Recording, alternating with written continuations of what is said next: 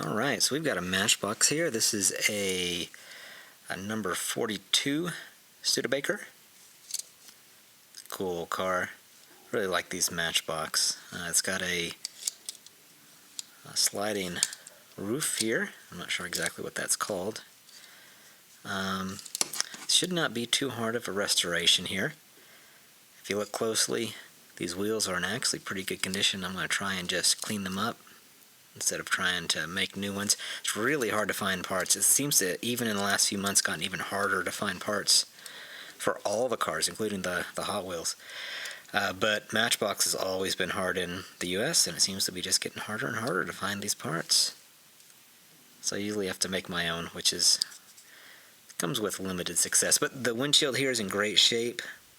Needs to be cleaned up, no cracks that I can see. Interior looks good. This should be a pretty easy restore. That should be a lot of fun. So this usually originally came with a little miniature dog and a little miniature dude with a gun. But I went to try and I could find those, but they're like $15 for those two little things. So we're not going to redo that. We're just going to do this car. So let's get them apart and see what it looks like on the inside.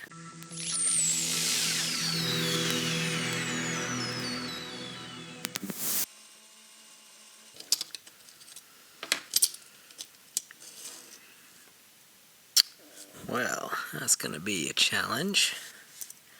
Okay, so I was hoping to save these axles and wheels and not have to worry about any of that stuff, but look at that.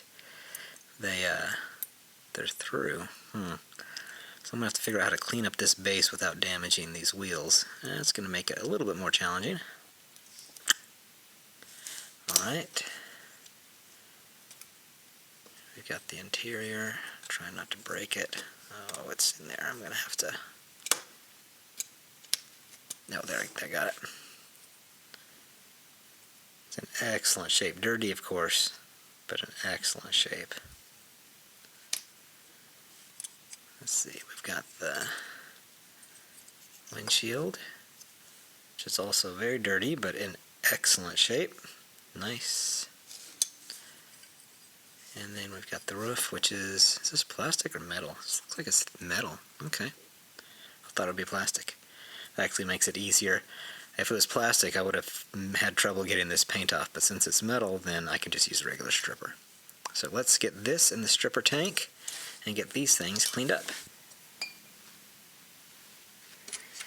Now this is going to get lost if I just drop it in my stripper tank. I may never be able to get it out, so let me figure out something to do with that. So I just loosely wrap this pipe cleaner around it. Hopefully it's going to allow the stripper to penetrate down into that paint there, but also should allow me to pull it up. We'll see. This may be a disaster. I've got the ultrasonic cleaner. Sometimes I use simple green in here. This time I just have some rubbing alcohol. We'll see if that works to clean it up. It may or may not. Sometimes you have to try different solvents to get things clean.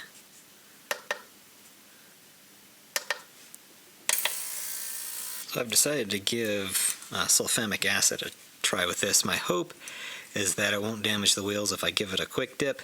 Of course, I really don't know what these wheels are made out of, so they could just completely disintegrate. But, I don't know. I guess we'll just have to find out the hard way. It does not appear to be reacting with the wheels. I can see it reacting to the rivets or the axles and to the base, which is what we want. But it looks like the rubber or the plastic of the wheels is not being affected yet. So the ultrasonic cleaner loosened up the dirt, but didn't really get it super clean. So you can see I've got quite a lot getting off of that. It's okay. It's coming along really easily. Look at all the dirt. Yep.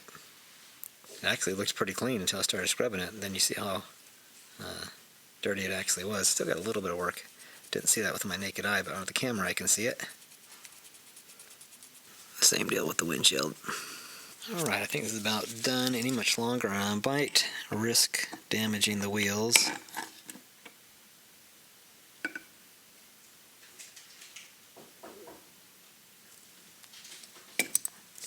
So the wheels look really good, no damage at all.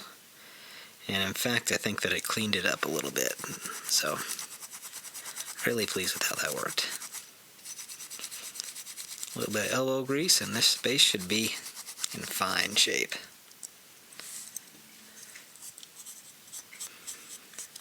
The edges are actually the most important part, because that's what you see. They're sitting on the shelf. And I keep mine in a case. Not really ever picking them up. So I do the base for fun and to make it look nice, mostly for these videos. But it's really the grill that's the most important part. Yeah, this is looking better than I expected. Alright, so it's been actually a couple days because I got busy. Ugh, that's kind of a gross mess.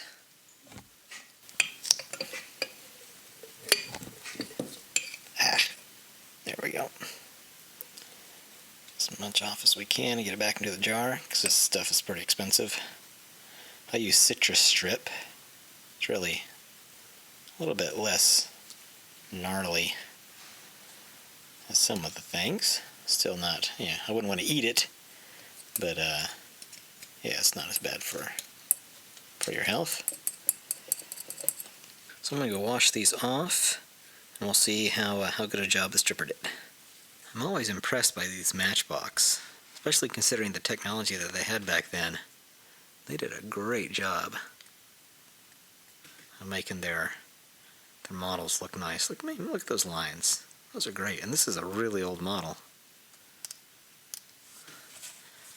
So I've got a little bit more cleaning up to do, not much. By the way, the pipe cleaner trick worked just fine on this.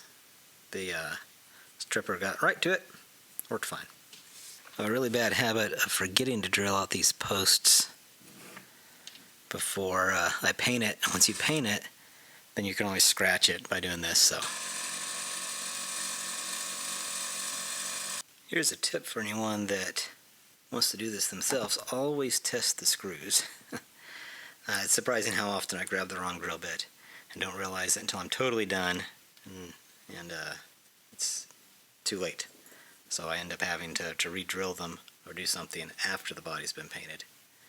And that just sucks.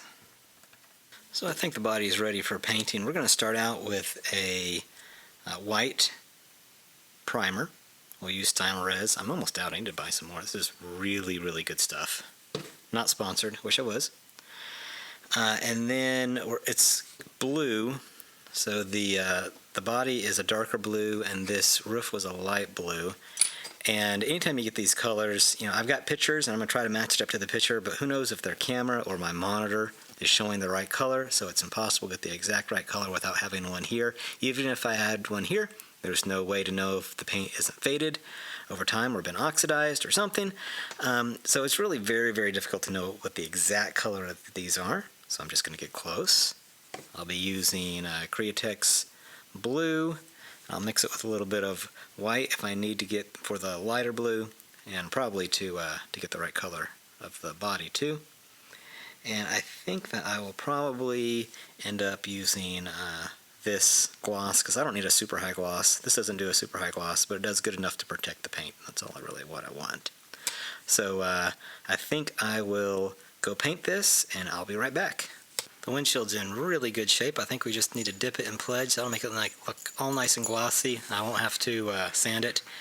If you hear something in the background, that's my dog. I just got through frisbeeing him.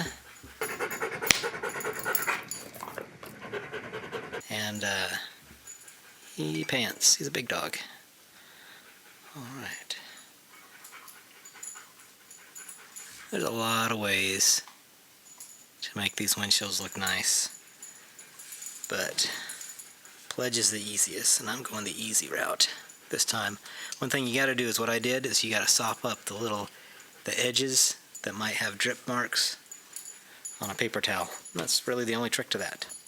Look at that. I mean, it's not quite good as new, but boy, it's close. That's did a good job. Good job.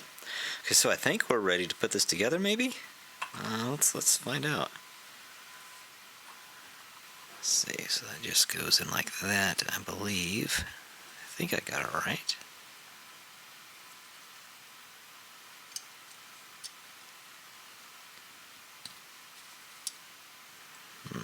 It's not fitting in quite right.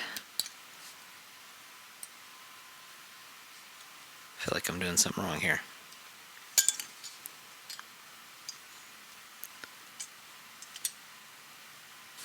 It's weird, I've never seen this before. It's got like a tension in it. Jeez. Okay, this is actually really frustrating. Oh, I see. Alright, so this is the first for me. So the windshield actually goes up and under. Let's see if I can show you. So it actually goes under like that. And unfortunately, in all my problems, I scuffed it up a little bit. That's really annoying. Alright, so now I need to fix this windshield again. Well, things were going really smooth until then, so not a big deal. I'll just dip it again. Alright, so let's try this again. Okay, so the roof's in there. Let's place this carefully in properly. Much better.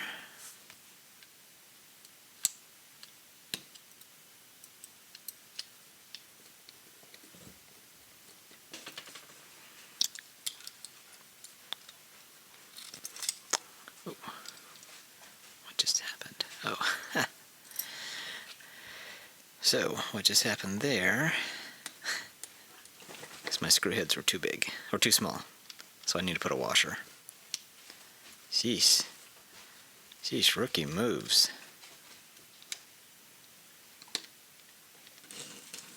Alright, very nice. So this was a really fun, easy restoration of a really cool little model. So one of the things I love about this hobby is that it can be as easy or as hard as you want it to. I could have spent 20 hours making this better than new. I could have filled in all the little tiny pits that you can see if you look really close. I can't see it with my naked eye, but under the camera I can see it. I could have chromed up the handles. I could have, made everything just absolutely perfect.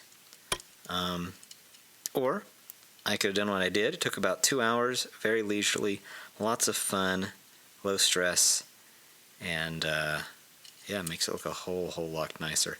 So if you remember, this is the before, and now we have the after. And thank you for joining me on this, and I hope you join me on my next one, whenever that is. Goodbye.